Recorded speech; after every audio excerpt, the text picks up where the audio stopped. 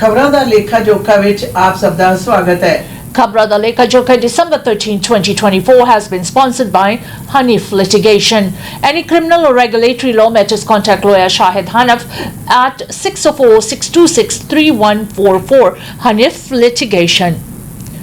Incoming BC NDP Director Dan Coulter dies after medical emergency. The incoming director of the BC NDP, Dan Coulter, has died after medical emergency last week. Heather Stoltenberg, the party's provincial director, and Aaron Sumaksalsa, the party's president, confirmed the news on Friday. It is with heavy hearts that we acknowledge the loss of Dan Coulter, a devoted advocate for the people of British Columbia, a passionate voice for the inclusivity and justice, and a cherished member of the BC NDP family, party officials shared. Last Saturday, December 7th, Stoltenberg shared that Coulter had been hospitalized due to a serious medical emergency. Officials did not confirm what happened to Coulter, but they shared that his family was struggling to be by his side. Dan always championed the underdog. He worked tirelessly to ensure that everyone, regardless of their abilities or circumstances, could participate fully in our communities and share in the opportunities of a fairer BC, the party continued. Stoltenberg said, Sumek Zalsa say Coulter was more than a colleague, he was a friend and mentor. He was smart, funny, thoughtful and honest, but above all these things he was kind, the party said. On behalf of the BC NDP, we extend our deepest condolences to Dan's family, friends, and everyone who had the privilege of knowing and working with him. He was the very best of us. The party explains that a private service will be held this Saturday, with a public service will be held in Chilliwack on January 11th. Coulter's death comes a week after Children and Family Development Minister Grace Lohr announced a cancer diagnosis, and about a month after former Premier John Hogan's death after a third bout with cancer. BC NDP party ने इस गल का खुलासा किया कि उन्होंने party के एक चहेते अधिकारी डॉन की मैडिकल एमरजेंसी होने के कारण मौत हो गई है, काल चलाना कर गए ने। उन्होंने भावें कि पूरी कारण जिहड़े ने वो तो स्पष्ट नहीं किए, पर इस गल का जरूर दस दिता सी पिछले हफ्ते के मैडिकल एमरजेंसी के कारण वो अपने परिवार के नाल वापस परत रहे ने। और उन्होंने पार्टी अधिकारियों ने इस गल का भी खुलासा किया कि डॉन एक अणथक BC NDP पार्टी का कार्यक्रम सी और बहुत ज़्यादा चहेता सी और हर एक दे हक्कां दे लई खड़दा सी। और एक खबर जो आई है पिछले हफ्ते ही फैमिली एंड चिल्ड्रन मिनिस्टर दे भी अपने बीमार होने का और सीरीयस बीमारी तो पीड़ित होने का खुलासा किया सी। और तकरीबन एक महीना के करीब पहला BC NDP अपने साबका प्रीमियर नूं भी कैंसर के हथों गुआ चुकी है। Workers in charge of delivering jet fuel to YVR have walked off the job. The workers responsible for getting jet fuel to Vancouver International Airport say they have walked off the job as of 6 p.m. on Thursday. The workers are members of the International Longshore and Warehouse Union ILWU Local 502, which represents longshore workers on the Fraser River. They are employed by SGS Canada and work to upload the jet fuel from deep sea vessels to transport it to YVR. Last week, the union said any strike action could affect the delivery of jet fuel. All Reason president of the ILWU Local 502 says they had been bargaining with their employer, but this broke down Thursday afternoon. We recognize we are just basically bargaining against ourselves, so workers decided to pull the plug and walk off the job, he said. Reason say the workers should be seen as longshore workers and be treated as such. They tie up the ships, they discharge the ships, they store the cargo, they ship the cargo out, no different than any other dock worker across North America, and we are looking for parity or close to it, he said. ਹੁਣ ਜਹਾਜ਼ਾਂ ਦੇ ਵਿੱਚ ਤੇਲ ਦੀ ਭਰਾਈ ਕਰਨ ਵਾਲੀ ਜਿਹੜੀ union ਹੈ ਲੋਕਲ 502 ਉਸ ਦੇ ਕਰਮਚਾਰੀਆਂ ਨੇ ਸਟ੍ਰਾਈਕ ਕਰ ਦਿੱਤੀ ਹੈ ਕੱਲ ਸ਼ਾਮ ਤੋਂ। ਔਰ ਉਹਨਾਂ ਦਾ ਕਹਿਣਾ ਹੈ ਕਿ ਲੌਂਗ ਸ਼ੋਰ ਦੇ ਨਾਲ ਦੇ ਜਿਹੜੇ ਕਰਮਚਾਰੀ ਨੇ ਅਸੀਂ ਉਹਨਾਂ ਵਾਲੇ ਹੀ ਕੰਮ ਕਰਦੇ ਆ, पर उन्होंने बराबर किते नेड़े तेड़े भी नहीं खड़े हाँ। और ज़्यादातर यूनीयन का गलबात है जी अपने मालकां दे नाल चल रही सी जिहड़ी कि किसी नेपरे नहीं चढ़ी, और इस करके उन्होंने कल तो ये स्ट्राइक कर दी है और इस दे बारे उन्होंने पिछले हफ्ते भी जिक्र किया सी। BC Police Chief Association says it no longer supports drug decriminalization pilot project. The BC Association of Chiefs of Police say it no longer supports the province drug decriminalization pilot project. While the BC ACP was open to the notion of decriminalization as one potential tool to achieve these goals, recent developments have prompted a re-evaluation of its effectiveness in the current context, the group said. Based on evidence and ongoing evaluation, we no longer view decriminalization as a primary mechanism for addressing the systemic challenges associated with substance use. The police chiefs are calling for more investments to healthcare and solutions that balance public safety with public health to combat the crisis. But Cora Debak, a professor of SFU School of Public Policy, says the chiefs are conflating the effects of decriminalization with street disorder. It's frustrating from a research perspective. From a perspective of looking at the data and making informed decisions, that law enforcement and some aspects of government have put this two together because it's certainly not supported by data, Debak said. I'm also really question the evidence that we're looking to support that claim.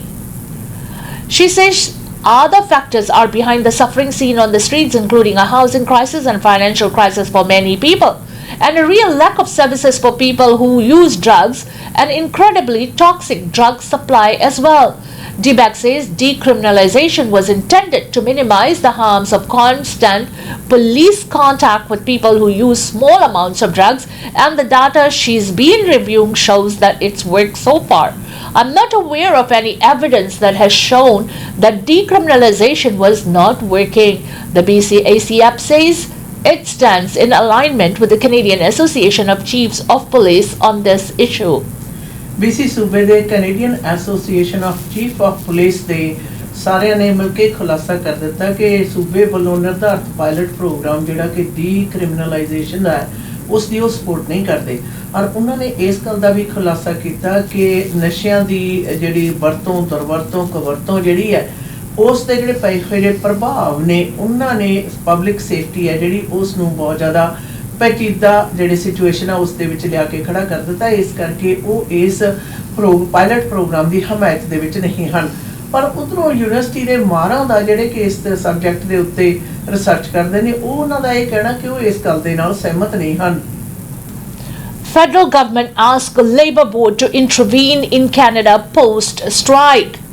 The Federal Labour Minister has decided to intervene in the Canada post-strike now on its 29th day. Stephen McKinnon says the Crown Corporation and the Canadian Union of Postal Workers are at an impasse after nearly month-long stoppage, and negotiations are going in the wrong direction. The Labour Minister says union members will be asked to return to work on Monday under their previous agreement, which would be extended until May 2025. McKinnon says people across Canada, especially small businesses, people in remote communities, and Indigenous people have suffered due to the strike. He's asked the board to make a decision quickly and hopes the mail will be delivered again starting next week. McKinnon initially rebuffed calls for Ottawa to intervene, saying it's up to the two sides to negotiate a deal. A CUPW spokesperson denounced the government's decision, calling it an assault on our constitutionally protected right to collectively bargain and to strike. This order continues to deeply trouble pattern in which the government uses its arbitrary powers to let employers off the hook, drag their feet and refuse to bargain its good faith with workers and their unions. The union representative said, "What we do know is that postal workers are being forced to return to work without a new negotiated collective agreements in place. This week, we saw a resolution On one thing, a labor practice complaint from CUPW offered layoffs during the strike.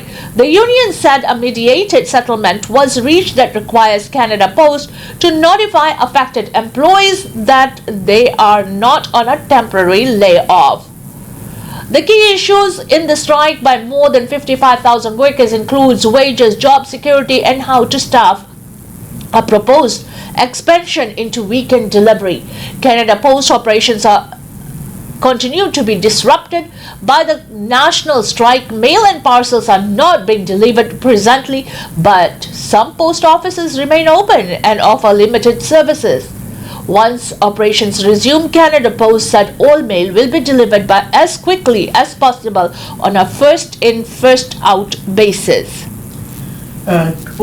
Canada post ਦੀ ਚੱਲ ਰਹੀ ਜਿਹੜੀ strike ਹੈ ਉਸ ਦੇ ਵਿੱਚ federal ਸਰਕਾਰ ਨੇ intervene ਕਰਦੇ ਹੋਏ ਖਾਸ ਤੌਰ ਦੇ ਉੱਤੇ ਮੰਤਰਾਲਾ ਮੰਤਰੀ ਨੇ ਬੋਰਡ ਨੂੰ ਇਸ ਆਦੇਸ਼ ਦਿੱਤੇ ਨੇ ਕਿ ਇਹ ਜਿਹੜੀ ਸਟ੍ਰਾਈਕ ਹੈ ਜਿਹੜੀ ਇਸ ਨੂੰ ਖਤਮ ਕਰਕੇ ਸੋਮਵਾਰ ਤੋਂ ਜਿਹੜੀ ਸੇਵਾਵਾਂ ਰੈਗੂਲਰ ਦਿੱਤੀਆਂ ਜਾਣ। ਯਾਦ ਰਹੇ ਉਹਨਾਂ ਨੇ ਇਹ ਵੀ ਗੱਲ ਕਹੀ ਹੈ ਕਿ ਜਿਹੜਾ ਕੌਂਟਰੈਕਟ ਹੈ ਮੌਜੂਦਾ ਉਸ ਦੇ ਤਹਿਤ ਹੀ ਅਗਲੇ ਸਾਲ ਦੇ ਮਈ ਮਹੀਨੇ ਤੱਕ ਜਿਹੜੇ ਆ ਇਹੀ ਸ਼ਰਤਾਂ ਦੇ ਅਧੀਨ ਹੈ ਜਿਹੜਾ ਕੈਨੇਡਾ ਪੋਸਟ ਦੇ 55,000 ਕਰਮਚਾਰੀ ਨੇ ਜਿਹੜੇ ਕੰਮ ਕਰਦੇ ਰਹਿਣਗੇ। ਯਾਦ ਰਹੇ 55,000 ਕਰਮਚਾਰੀ ਨੇ ਜਿਹੜੇ ਪਿਛਲੇ 29 ਦਿਨਾਂ ਤੋਂ ਸਟ੍ਰਾਈਕ ਦੇ ਉੱਤੇ ਨੇ।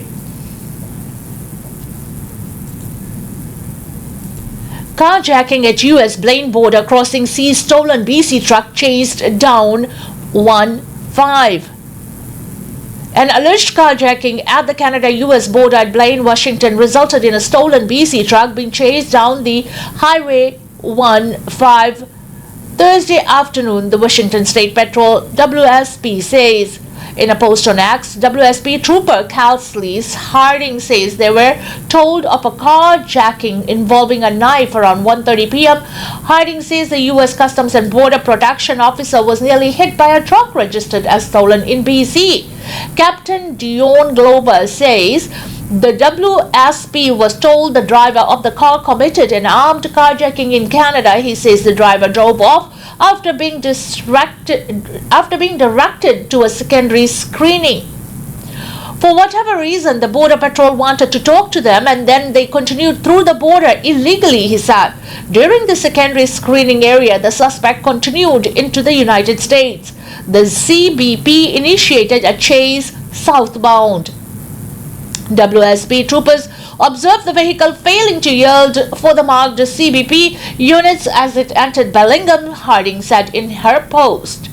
CBP air assets were deployed and assisted with the pursuit. Troopers observed reckless driving behavior and took over the pursuit for the crime of felony eluding. She says stop sticks were used to try to end the chase, but this was unsuccessful. A PIT maneuver was utilized to bring the vehicle to stop, and with assistance from the Whatcom County Sheriff's Office and the CBP, the driver was taken into custody, she said. Troopers recovered a machete and the vehicle was identified signed stolen from British Columbia. Dion says the suspect was not hurt in the pursuit. The suspect was cleared from the hospital from any injuries and booked into jail here in the United States on a variety of charges, he said. ਕੱਲ BC Canada ਦੇ ਵਿੱਚੋਂ truck ਚੋਰੀ ਕਰਕੇ America ਦੇ ਵਿੱਚ ਦਾਖਲ ਹੋਏ ਵਿਅਕਤੀ ਨੂੰ ਆਖਰਕਾਰ ਪਕੜ ਕੇ ਜੇਲ੍ਹ ਦੇ ਵਿੱਚ ਪਾ ਦਿੱਤਾ ਗਿਆ। ਕੱਲ ਇਹ ਚੀਜ਼ ਹੈ ਜਿਹੜੀ ਬਾਰਡਰ ਤੋਂ ਪਹਿਲਾਂ ਸ਼ੁਰੂ ਹੋਈ ਔਰ BC ਦੇ ਵਿੱਚੋਂ ਟਰੱਕ ਚੋਰੀ ਕਰਕੇ ਵਿਅਕਤੀ ਭਜਾ ਕੇ ਬਾਰਡਰ ਕ੍ਰਾਸ ਕਰਕੇ ਕਰ ਰਿਹਾ ਸੀ ਤਾਂ ਉਸ ਨੂੰ ਸੈਕੰਡਰੀ ਵਿੱਚ ਜਾਣ ਦੇ ਲਈ ਕਿਹਾ ਗਿਆ, ਪਰ ਉੱਥੋਂ ਆਪਣੀ ਗੱਡੀ ਹੈ ਜਿਹੜੀ ਉਹ ਭਜਾ ਕੇ ਲੈ ਗਿਆ ਔਰ ਉਸ ਤੋਂ ਉਪਰੰਤ ਅਮਰੀਕਨ ਜਿਹੜੇ ਅਧਿਕਾਰੀ ਨੇ ਉਹਨਾਂ ਨੇ ਉਸ ਦਾ ਪਿੱਛਾ ਕੀਤਾ ਔਰ ਕਈ ਦਫਾ ਉਸ ਨੂੰ ਰੋਕਣ ਦੀ ਵੀ ਕੋਸ਼ਿਸ਼ ਕੀਤੀ। ਲੰਬੀ ਚੇਜ਼ ਤੋਂ ਬਾਅਦ ਆਖਰਕਾਰ ਉਸ ਨੂੰ ਪਕੜ ਲਿਆ ਗਿਆ। ਹਸਪਤਾਲ ਦੇ ਵਿੱਚ ਉਸ ਨੂੰ ਚੈੱਕ ਕਰਵਾਉਣ ਤੋਂ ਉਪਰੰਤ ਹੁਣ ਉਹ ਬਹੁਤ ਸਾਰੇ ਚਾਰਜਸ ਦਾ ਸਾਹਮਣਾ ਕਰ ਰਿਹਾ ਹੈ ਤੇ ਜੇਲ੍ਹ ਦੇ ਵਿੱਚ ਹੈ। Fire at Delta home of former BC Premier. A fire broke out at the Delta residence of former BC Premier Bill Vander Zalm Thursday afternoon. Reports of the flame and smoke coming from the rural estate of Arthur Drive first began shortly after 3 p.m. Images posted to social media show white smoke pouring from the roof and chimney and emergency crews responding to the scene. When they reached out to Delta Fire and Emergency Services for more information, the residence on Arthur Drive in Ladner was confirmed to be in the home of Vandazam as recently as 2020. Vandazam served as the 28th Premier of BC from 1986 until 1991. BC ਦੇ ਸਾਬਕਾ ਮੁੱਖ ਮੰਤਰੀ ਵੈਂਡਰਜ਼ਾਮ ਉਹਨਾਂ ਦੇ ਘਰ ਨੂੰ ਅੱਗ ਲੱਗਣ ਦੀਆਂ ਜਿਹੜੀਆਂ ਖਬਰਾਂ ਨੇ ਉਹ ਪਹੁੰਚੀਆਂ ਨੇ ਔਰ ਅੱਗ ਲੱਗਣ ਦੇ ਉਪਰੰਤ ਅੱਗ ਤਾਂ ਬੇਸ਼ੱਕ ਬੁਝਾ ਲਈ ਗਈ ਹੈ ਪਰ BC ਦੇ ਸਾਬਕਾ ਮੁੱਖ ਮੰਤਰੀ ਦੇ ਘਰ ਨੂੰ ਲੱਗੀ ਹੋਈ ਅੱਗ ਨੇ ਸਾਰਿਆਂ ਨੂੰ ਸੁਚੇਤ ਵੀ ਕੀਤਾ ਪਰ ਨਾਲ ਦੀ ਨਾਲ ਇਹ ਦੱਸਿਆ ਗਿਆ ਖਬਰਾਂ ਇਹ ਵੀ ਆਈਆਂ ਕਿ ਐਡਰੈਸ ਵਗੈਰਾ ਸਾਰਾ ਚੈੱਕ ਕਰਨ ਤੋਂ ਬਾਅਦ ਇਹ ਨਿਰਧਾਰਤ ਹੋਇਆ ਕਿ ਇਹ ਘਰ ਜੋ ਹੈ ਉਹ BC ਦੇ ਸਾਬਕਾ ਮੁੱਖ ਮੰਤਰੀ ਦਾ ਸੀ।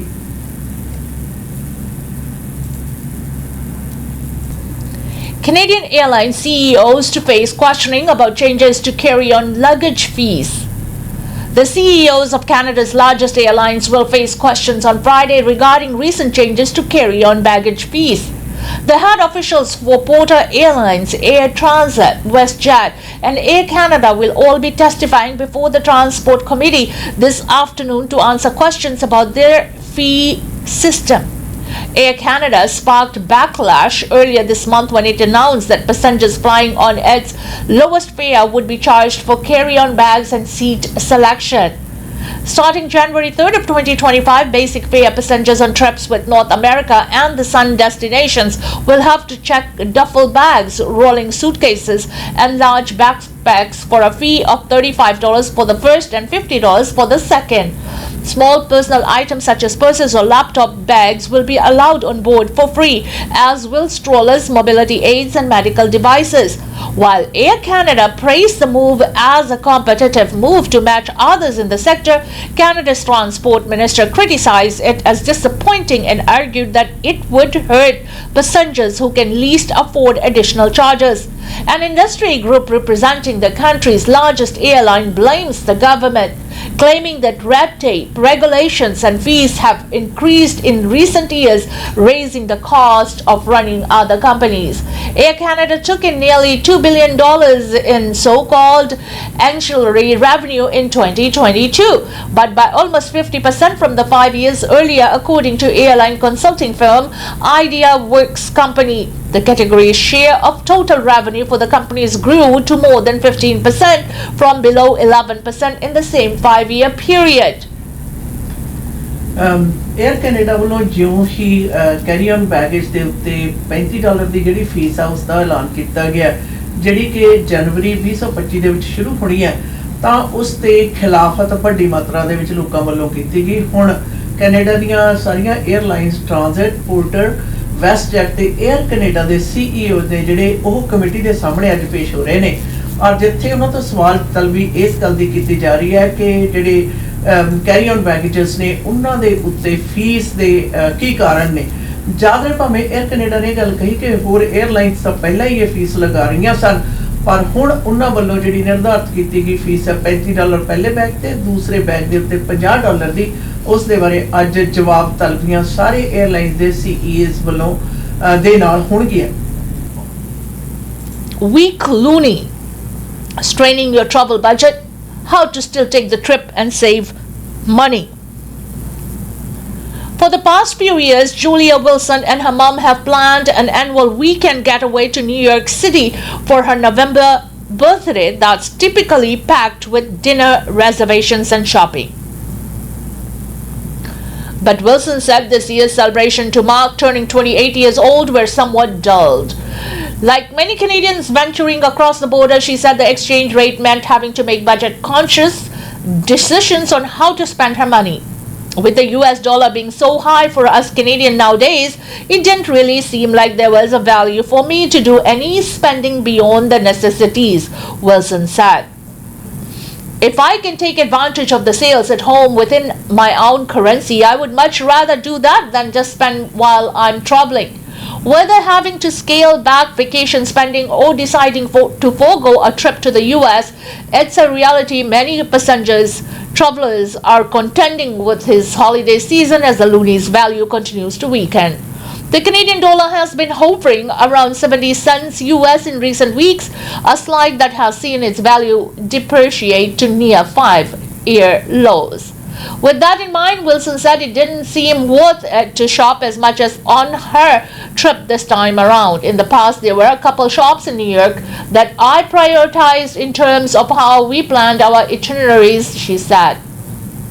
Because I knew that things were so inflated, I didn't really have that same drive to go and visit them this year. A BMO survey this fall found 79% of Canadians plan to cut back on holiday spending this year, including when it comes to vacations. Nearly one-third said the cost of international travel, including airplane tickets, lodging, and gas, is now too expensive for their budgets, while around 45% said travel is a lower priority as they manage day-to-day expenses. The cost of things, as we all know, have gone up. When you factor in the US dollar, it means you need 40% more than what you thought it were just doing a comparison between our dollars, said Gail Ramsey, head of the Everyday Banking and Customer Growth at BMO. While the survey said Canadians plan on spending an average of more than $1,800 on travel this season, Ramsey said current conditions might make it necessary for some to find ways to economize within their budgets or even shorten their stay. Maybe you're not doing the 5-star restaurants every night, she said. Maybe you actually plan that you have one special night and then you look for less expensive restaurants, or even some of the entertainment options, you limit that. Ramsey also encourages Canadians to take advantage of travel credit cards, especially those that waive foreign transaction fees or accumulate points that can be redeemed to cover expenses abroad. What I always say is plan for it, save for it, and then track your expenses when you're actually on vacation, she said. That way you don't get a big surprise when you come back. One segment of Canadian travelers that is seemingly undeterred from stateside plans this season is the population of snowbirds, those who make warm destinations such as Florida and Arizona their home for the winter months. The Canadian Snowbird Association said it expects most of its 115,000 members to temporarily settle in the U.S. Sunbelt this season, as they do annually. The snowbird market tends to be more resilient to fluctuations in currency when compared to the traditional travel market. These individuals tend to own homes in their winter destinations. Their established ties within these communities as well, said spokesman Ivan Rachowski. They've already invested a significant amount of money in most cases in the maintenance of these winter properties. So because of that, they generally end up traveling. Still, Rachowski said he expects many Canadian snowbirds will face tougher choices about how they spend their money compared with past years. The number one way in which snowbirds mitigate a weaker dollar is by making changes in their discretionary spending, he said. So eating out, rounds of golf, and other outings, those are always the first thing to be scaled back on in these situations where the dollar is being impacted. Some might also choose to reduce the number of days they are down south due to the cost of travel. Medical insurance, which depends on the duration of the trip, can be quite exorbitant in the US, he added.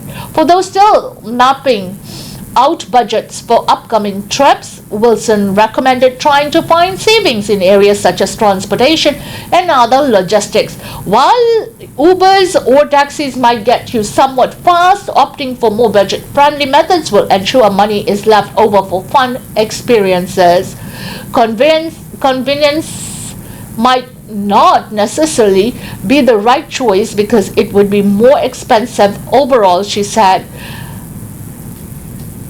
ਕਮਜ਼ੋਰ ਲੂਨੀ ਦੇ ਜਿਹੜੇ ਅਸਰ ਅੰਦਾਜ਼ ਨੇ ਉਹਨਾਂ ਦਾ ਜ਼ਿਕਰ ਵੱਡੇ ਪੱਧਰ ਦੇ ਉੱਤੇ ਹੋ ਰਿਹਾ, ਖਾਸ ਤੌਰ ਤੇ ਅਮਰੀਕਨ ਡਾਲਰ ਦੇ ਮੁਕਾਬਲੇ ਜਿਹੜੀ ਕੈਨੇਡੀਅਨ ਲੂਨੀ ਆ ਉਸ ਦੀ ਦਰ ਬਹੁਤ ਜ਼ਿਆਦਾ ਨੀਚੇ ਆਈ ਹੋਈ, ਜਿਹੜੀ ਕਿ ਪਿਛਲੇ 5 ਸਾਲਾਂ ਦੇ ਵਿੱਚ ਸਭ ਤੋਂ ਨਿਚਲੇ ਦਰਜੇ ਦੇ ਉੱਤੇ ਰਿਕਾਰਡ ਹੈ ਜਿਹੜੀ ਹੋ ਰਹੀ ਹੈ। ਇਸ ਦੇ ਨਾਲ ਉਹ ਲੋਕ ਜਿਹੜੇ ਕਿ ਸਾਲਾਨਾ ਤੌਰ ਦੇ ਉੱਤੇ ਹਰ ਸਾਲ ਕੁਝ ਨਾ ਕੁਝ ਆਪਣੇ ਪਲਾਨ ਕਰਦੇ ਨੇ ਅਮਰੀਕਾ ਦੇ ਵਿੱਚ ਜਾ ਕੇ ਖਾਸ ਮੌਕਿਆਂ ਨੂੰ ਬਤਾਉਣ ਦੀ, ਜਸ਼ਨ ਮਨਾਉਣ ਦੀ, ਤਾਂ ਉਹਨਾਂ ਨੇ ਆਪਣੇ ਜਿਹੜੇ ਤਜਰਬੇ ਨੇ ਸਾਂਝੇ ਕੀਤੇ ਨੇ। ਕਿ ਇਸ ਵਰੇ ਜਿਹੜੇ ਨੇ ਖਾਸ ਤੌਰ ਦੇ ਉੱਤੇ ਉਹ ਥਾਵਾਂ ਜਿੱਥੇ ਉਹ ਜਾਣਾ ਚਾਹੁੰਦੇ ਨੇ ਉਹ ਖਰੀਦੋ ਫਰੋਖਤ ਜਿਹੜੀ ਉਹ ਅਕਸਰ ਪਹਿਲਾਂ ਕਰਦੇ ਰਹੇ ਨੇ ਉਸ ਤੋਂ ਉਹ ਕਤਰਾਉਂਦੇ ਨੇ। ਕਾਰਨ ਹੈ ਕਿ ਕੈਨੇਡੀਅਨ ਤੇ ਅਮਰੀਕਨ ਡਾਲਰ ਦੇ ਭਾਅ ਦੇ ਵਿੱਚ ਬਹੁਤ ਜ਼ਿਆਦਾ ਵੱਡਾ ਅੰਤਰ ਹੈ। ਔਰ ਇਸ ਦੇ ਨਾਲ ਸਵਾਲ ਇਹ ਵੀ ਉੱਠਦਾ ਕਿ ਜਦੋਂ ਕੈਨੇਡਾ ਦੇ ਵਿੱਚ ਅੱਤ ਦੀ ਠੰਡ ਹੁੰਦੀ ਹੈ ਉਦੋਂ ਉਹ ਲੋਕ ਜਿਹੜੇ ਕਿ ਜਿਨ੍ਹਾਂ ਦੀ ਕਿ ਗਿਣਤੀ 1,15,000 ਦੇ ਕਰੀਬ ਹੈ ਉਹ ਫਲੋਰੀਡਾ ਤੇ ਅਰੀਜ਼ੋਨਾ ਵਿਖੇ ਗਰਮੀ ਦੇ ਮੌਸਮ ਦੇ ਵਿੱਚ ਆਪਣੀਆਂ ਸਰਦੀਆਂ ਜਿਹੜੀਆਂ ਬਿਤਾਉਣ ਲਈ ਜਾਂਦੇ ਨੇ। ਔਰ ਉਹਨਾਂ ਦੇ ਵੀ ਜਿਹੜੇ ਚੋਇਸਿਸ ਨੇ ਉਹਨਾਂ ਦੇ ਉੱਤੇ ਵੀ ਲੂਣੀ ਦੇ ਜਿਹੜਾ ਭਾਅ ਹੈ ਉਸ ਦਾ ਅਸਰ ਪੈ ਰਿਹਾ ਹੈ, ਜਾਂ ਦਿਨਾਂ ਨੂੰ ਘਟਾ ਕੇ ਤੇ ਜਾਂ ਫਿਰ ਜਿਹੜਾ ਖਰਚਾ ਪਤਾ ਹੈ ਉਸ ਦੇ ਵਿੱਚ ਕਟੌਤੀ ਕਰਕੇ। इसी के साथ हमें दीजिएगा इजाजत। खबरा दा लेखा जोखा प्रोग्राम से until next time, goodbye and be safe.